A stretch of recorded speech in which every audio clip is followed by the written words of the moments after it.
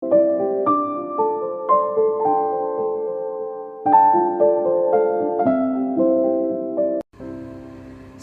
hati Marsha dengan cepat kembali pulih setelah mengetahui bahwa dirinya menjadi juara pertama dalam kompetisi kopi selebriti itu. Selain merapikan penampilan dan dandanannya, kemudian dia turun ke bawah bersama dengan Selena. Hal pertama yang dia lakukan setelah turun ke bawah adalah mencari Dylan, tetapi dia tidak dapat menemukannya setelah melihat ke sana kemari. Lalu dia mendekati seorang sosialita terkenal yang cukup dekat dengannya dan bertanya, "Di mana Tuan Muda Torres?" "Tuan Muda Torres sudah pergi." "Apakah dia ada mengatakan sesuatu sebelum dia pergi?" tanya Marsha. Lalu sosialita itu berpikir sejenak dan berkata, "Tadi dia sempat berbicara dengan kakakmu dengan dikelilingi oleh pengawal, sehingga aku tidak dapat mendengar apa yang mereka bicarakan. Tetapi sepertinya percakapan mereka sangat tidak menyenangkan." "Tidak menyenangkan?" ujar Marsha dengan ekspresi wajahnya yang tampak cerah. Lalu dia bertanya, "Tidak menyenangkan bagaimana?" "Aku juga tidak tahu. Yang pasti, setelah Tuan Muda Torres mengatakan sesuatu, setelahnya dia langsung pergi. Kakakmu mengejarnya dan sepertinya ingin mengatakan sesuatu, tapi malah dihentikan oleh pengawalnya. Artinya hubungan Tuan Muda Torres tidak terlalu dekat dengannya." Sosialita itu mengangguk dan berkata, "Tentu saja, tidak peduli seberapa cantiknya kakakmu itu, tetap saja dia berasal dari pedesaan.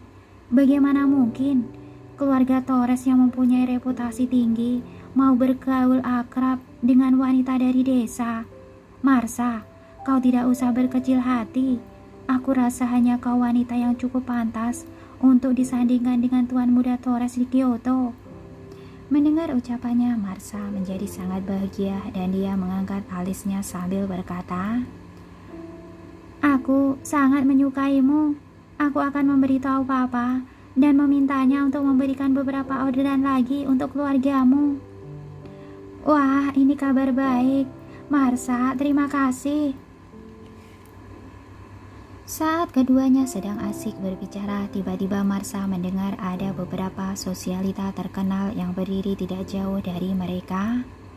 Marsha masih berani turun untuk menampakkan wajahnya. Tadi dia langsung pingsan karena marah saat melihat penampilan kakaknya. "Jika aku jadi dia, aku akan bersembunyi di rumah selama 3 tahun, menunggu sampai semua orang melupakan hal ini dulu, baru keluar rumah. Mendengar jawaban mereka membuat Marsha sangat marah sehingga dia melangkah maju dan ingin berdebat dengan orang-orang itu. Tetapi baru setengah jalan tiba-tiba dia berhenti. Dia tidak boleh berdebat dengan para sosialita ini. Orang-orang ini semuanya pelin-pelan dan tidak punya otak. Mereka hanya akan mengikuti kemana arah angin bertiup, dan itu sama sekali tidak ada gunanya meskipun dia marah kepada mereka. Jika dia berdebat dan bertengkar dengan mereka, itu hanya akan merusak citra dirinya saja sebagai seorang sosialita. Tak lama nanti akan ada penilaian sosialita di Kyoto dan perilaku sehari-hari ini juga akan dihitung dalam penilaian itu. Sekarang dia harus memfokuskan dirinya pada Alicia, si wanita desa itu. Asalkan bisa membereskan Alicia, maka siapa lagi yang bisa menjadi penghalangnya? Dan pada saat itu orang-orang ini juga secara otomatis tidak memiliki apa-apa lagi untuk digosipkan. Perlahan sebuah ide muncul di benak Marsha.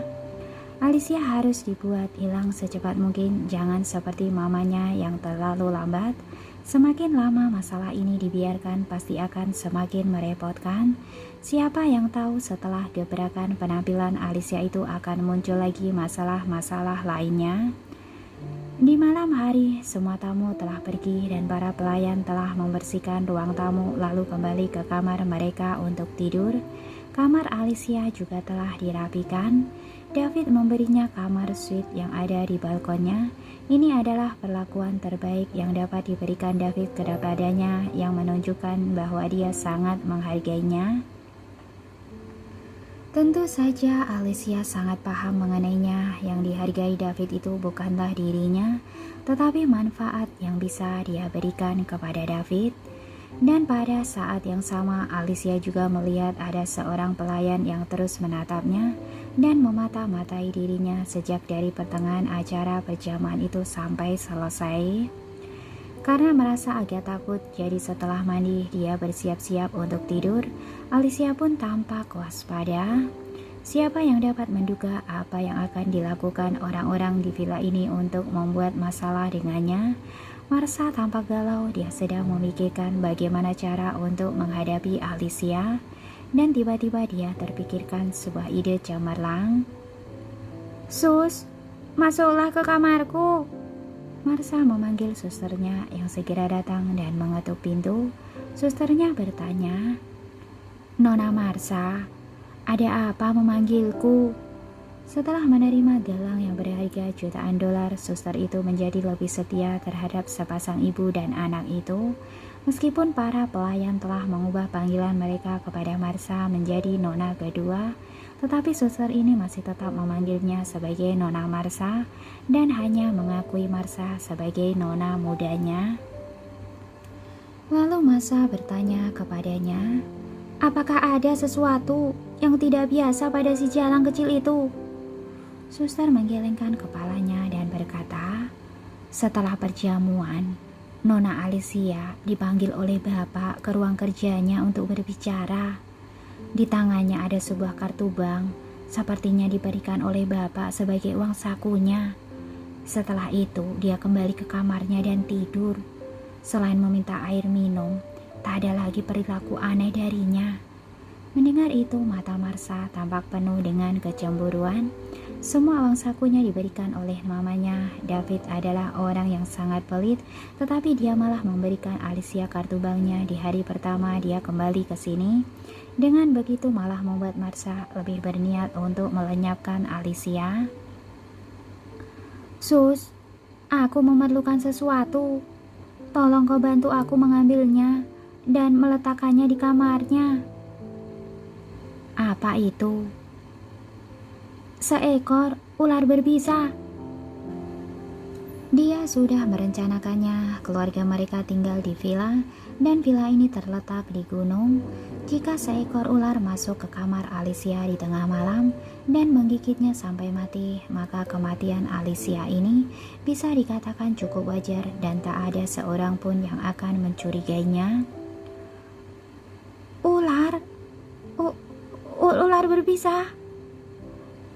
Kau ingin ular berbisa itu menggigit dan meracuninya?"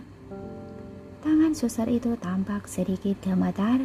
Meskipun dia pernah melakukan banyak hal yang tidak baik demi ibu dan anak itu, tetapi dia tidak pernah melakukan hal seperti pembunuhan ini.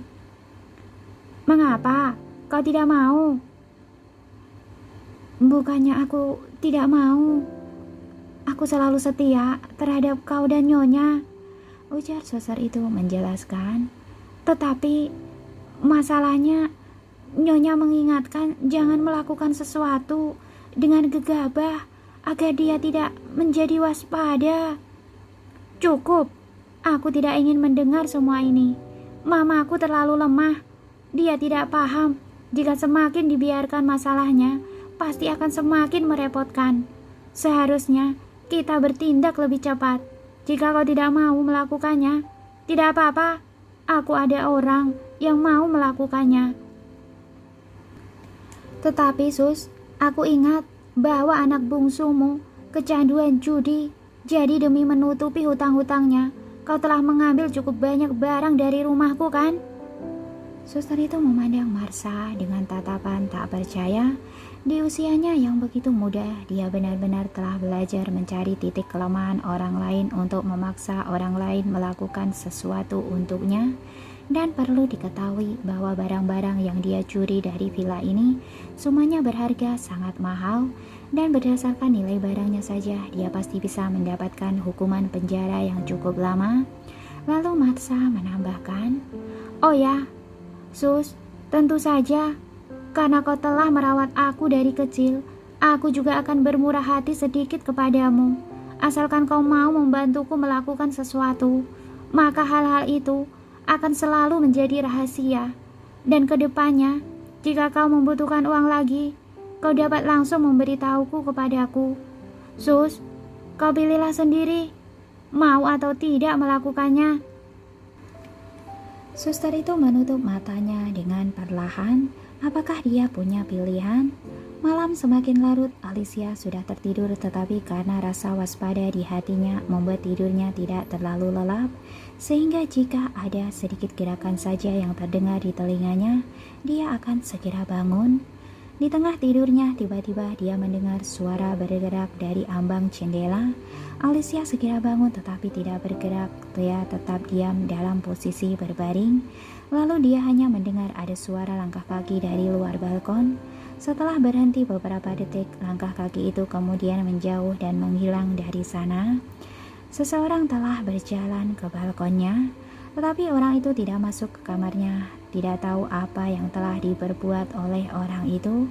Alicia kemudian berbaring sebentar. Setelah memastikan bahwa orang itu tidak kembali lagi, dia menyalakan ponsel yang diberikan David kepadanya dan menyinari balkon itu dengan cahaya redup dari layar ponselnya. Dan dia bisa memastikan bahwa tak ada seorang pun di balkon sekarang. Orang itu hanya berdiri di sana sebentar dan pergi. Apa yang telah dia lakukan? Datang untuk melihat apakah dia sudah tertidur. Seharusnya itu tidak sesederhana itu.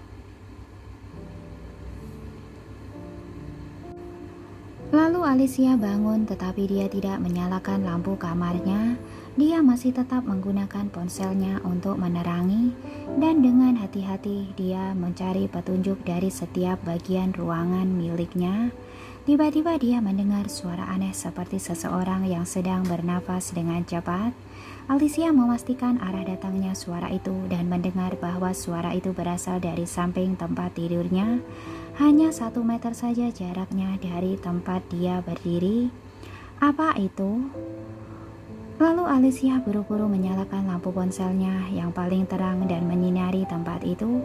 Dia melihat ada seekor ular kobra yang sedang mendesis-desis sambil menjulurkan lidahnya. Ular itu sepertinya sudah lama menatapnya. Dia setengah berdiri dengan matanya yang hijau menatapnya seperti hantu. Jika bukan karena mendengar suara dan bangun saat ini, Alicia pasti sedang berbaring di tempat tidurnya tanpa berani bergerak. Dan pada saat yang sama, ular kobra itu telah meluncurkan serangan kepadanya. Dengan ekornya yang kuat, ular itu langsung mengarah ke lehernya dan seperti terbang ke arahnya dengan cepat. Alicia telah dilatih untuk bereaksi dengan cepat, sehingga di saat yang sama dia membungkuk lalu berguling untuk menghindari serangan ular kobra tersebut. Dan setelah itu dengan cepat dia bangkit lalu meraih ekor ular kobra dan membantingnya ke lantai dengan ayunan tangan kanannya yang kuat. Ular itu langsung dibuat pingsan olehnya. Lalu Alicia bangkit untuk mengambil gunting yang telah dia sembunyikan sebelumnya di bawah bantalnya untuk mencegah hal-hal buruk yang akan terjadi. Saat dia menghampiri ular itu dan baru saja akan memotong kepala ular kobra tersebut, tiba-tiba dia menyadari bahwa ular kobra jenis ini hanya hidup di daerah selatan. Tak ada ular seperti itu di area bagian utara. Ular ini tidak merangkak masuk sendiri ke kamarnya, melainkan ada seseorang yang sengaja memasukkannya. Alicia teringat dengan langkah kaki yang dia dengar tadi, dan begitu dia mencocokkannya kedua jadian tersebut, dia langsung tahu apa tujuan dari seseorang yang tadi datang ke balkonnya sejenak lalu pergi. Orang-orang ini menginginkan nyawanya. Otak Alicia berputar dengan cepat.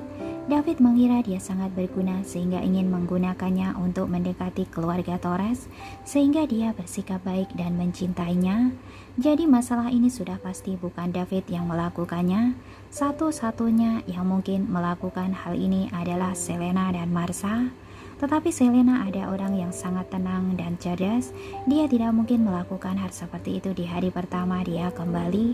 Jadi orang yang paling mungkin melakukannya hanya tinggal Marsha. Saat dia memikirkan hal ini, kedua matanya menyipit dengan perlahan. Di bawah pembiasan cahaya bulan, bagian bawah matanya memancarkan warna dingin seperti bulan yang meredup. Ingin membunuhnya, seharusnya Marsha melihat-lihat dirinya terlebih dahulu.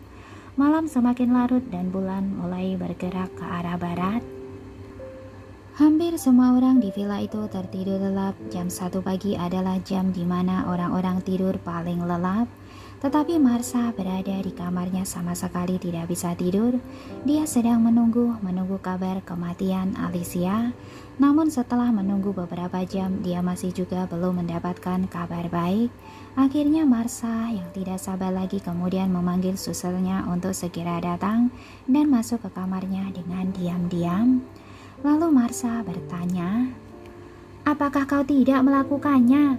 Besok pagi kau tunggu saja polisi datang ke rumah." Kemudian suster itu dengan cepat menjelaskan, "Nona Marsha, kau telah salah paham terhadapku. Aku sudah melakukannya. Aku telah membeli ular paling berbisa yang ada di pasar. Dan 2 jam yang lalu, ular itu telah kuletakkan di dalam kamarnya." Mendengar itu kemudian Marsha mengerutkan keningnya dan bertanya, "Lalu, mengapa belum ada berita apapun? Jika seseorang digigit oleh ular, pasti akan bangun dan berteriak kesakitan. Kamar aku sangat dekat dengan kamarnya, hanya beda 2 balkon saja. Tetapi mengapa aku sama sekali tidak mendengar ada teriakan apapun di kamarnya?" Kalau begitu, aku tidak tahu. Jangan-jangan ular itu tidak bisa menggigit. Suster itu langsung membantah. Tidak mungkin. Penjual ular itu memilihkan aku ular yang sudah sangat lapar selama beberapa hari dan sangat agresif. Jika dia melihat tubuh yang hidup, dia pasti akan menggigitnya. Dan Marsha pun tampak bingung. Kalau begitu, apa yang terjadi sebenarnya? Suster itu langsung berpikir sejenak dan menebak. Kata penjual ular tadi, ular itu sangat beracun. Jika setelah tergigit dan tidak cepat diobati, maka sebentar saja orang yang digigit itu pasti akan mati. Mungkin bukan ular itu tidak menggigitnya, tetapi saat dia tersadar kembali, mungkin dia sudah... Mata Marsha tampak berbinar ketika mendengar ucapan susternya yang mengatakan mungkin dia sudah mati. Suster itu langsung memandangi wajah Marsha dan bertanya dengan perlahan, "Nona Marsha, apakah aku perlu mencari alasan untuk masuk dan melihat ke dalam kamarnya?" "Tidak perlu," ujar Marsha sambil mengibaskan tangannya lalu berkata, "Hal seperti ini harus dilakukan tanpa dapat dicurigai oleh siapapun. Jika sekarang kau pergi, maka kau akan dicurigai. Yang penting, orang itu sudah mati. Dan akan lebih aman jika mayatnya dikeluarkan di hari berikutnya. Jika sekarang dia ditemukan, lalu diantar ke rumah sakit, siapa tahu saja dia masih bisa diselamatkan. Dan bukankah itu malah akan menjadi masalah?"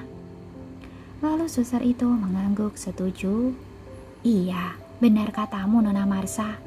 Kita tunggu sampai besok pagi saja, baru keluarkan mayatnya. Pada saat itu, tubuhnya juga sudah dingin dan kaku. Meskipun dewa yang datang pun tak akan dapat menyelamatkannya lagi." Marsha tak bisa menahan senyum di wajahnya, lalu dia melepas kalung di lehernya kemudian diberikannya pada suster itu. "Kau telah melakukan pekerjaan yang sangat baik. Ini hadiahmu. Jika nantinya kau memerlukan sesuatu, silakan katakan padaku saja." "Terima kasih banyak Nona Marsha." Ketakutan suster akan hal pembunuhan itu benar-benar telah sirna saat menerima kalung itu. Dia bukanlah pembunuhnya tetapi ular itu, dan bukan dia yang harus menanggung dosanya di alam baka nanti. "Sudahlah, kau keluar dulu. Aku mau tidur dengan nyenyak." Saat bangun nanti, dia hanya perlu melihat jasad kakaknya yang baik dan berakting menangis di depan pemakamannya. Jika dia berakting dengan baik, mungkin akan ada banyak orang yang berempati kepadanya. Marsha sangat ingin masuk ke dalam dunia entertainment dan aktingnya yang bagus ini pasti akan menambah nilai tersendiri bagi para fansnya. Betapa indahnya malam ini. Lalu Marsha mematikan lampu kamarnya dan berbaring di tempat tidur. Sudut mulutnya terus tersungging sampai dia tertidur. Karena Marsha dalam suasana hati yang baik ditambah malam juga sudah larut larut, dengan cepat dia tertidur dan bermimpi indah. Dalam mimpi itu dia hadir dalam acara upacara pemberian penghargaan. Dylan yang melihat dia sangat berbakat lalu jatuh cinta padanya pada pandangan pertama. Dan detik berikutnya, Dylan langsung mengumumkan kepada semua orang bahwa nantinya dia adalah Nyonya Torres, istrinya Dylan. Setelahnya dia hidup dengan sangat bahagia dan menjalani kehidupan sebagai istri dari orang kaya yang begitu dimanjakan. Tetapi Marsha yang sedang terlelap itu tidak menyadari bahwa ada seseorang yang diam-diam menyelinap ke balkonnya. Dengan cepat malam berlalu dan menjelang fajar saat semuanya hening dan sunyi, tiba-tiba jeritan kaget dan histeris yang begitu kencang seolah-olah ingin menghancurkan atap rumah. Burung-burung yang bertengger di beberapa pohon besar di villa itu juga terkejut dan mengepakkan sayapnya dan terbang menjauh dari puncak pohon. Ada apa? Apa yang terjadi? Aku juga tidak tahu, tetapi aku mendengar teriakan. Seseorang berteriak meminta bantuan. Cepat, sepertinya ini dari kamar nona kedua. Para pelayan terbangun dan segera bergegas masuk ke kamar Marsha. Setelah mengetahui sumber suara itu, Marsha tidak mengunci pintu kamarnya sehingga para pelayan bisa membuka pintu kamarnya dan berlari masuk. Dan mereka semua melihat Marsha berbaring di samping tempat tidur. Seluruh tubuhnya berkedut-kedut, mulutnya mengeluarkan busa. Wajahnya tampak membiru, dia terlihat seperti akan segera mati saja. Para pelayan tampak tercengang. Apa yang terjadi? Para pelayan yang tersadar kembali segera mendekati untuk menyelamatkannya. Tunggu sebentar. Jangan ke sana dulu, ujar salah satu pelayan dengan ngeri. Ada ular di tempat tidur.